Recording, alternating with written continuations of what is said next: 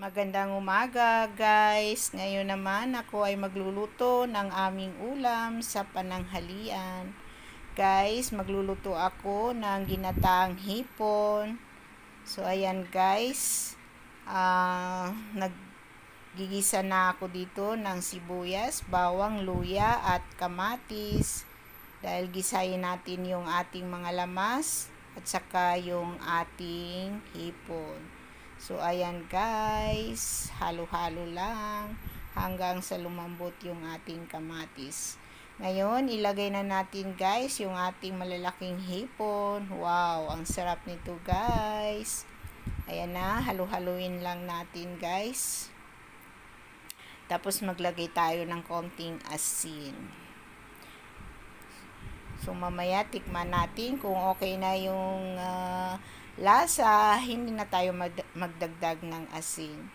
So, ilagay na rin natin yung ating green chili. Ayan, pagkatapos yung ating pangalawang gata. Ayan, nilagay ko na rin lahat yung ating pangalawang gata. So, dahil maglagay na rin tayo ng ating Knorr cube shrimp. Ayan siya guys. Nilagay na natin at dahil madali lang maluto yung ating hipon, isabay na rin natin ilagay yung ating pinakuluang labong. Ayan guys. So, ayan na guys. Takpan po natin yan hanggang sa maluto yung ating hipon. So, ayan na guys. Kumulo na po yung ating sabaw. Wow! Napakasarap nito guys. Oh, pulang-pula na yung ating hipon. Ang lalaki ng ating hipon guys.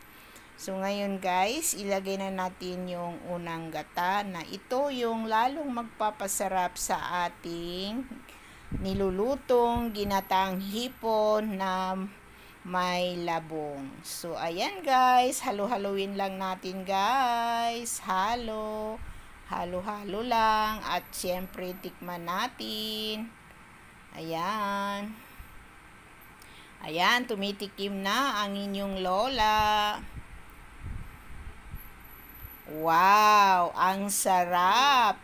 Hindi na kailangan dagdagan pa ng anumang pampalasa kasi tamang-tama na yung lasa. Ang sarap-sarap na ito guys. So, ayan na guys. Hanggang dito na lamang. Bye-bye!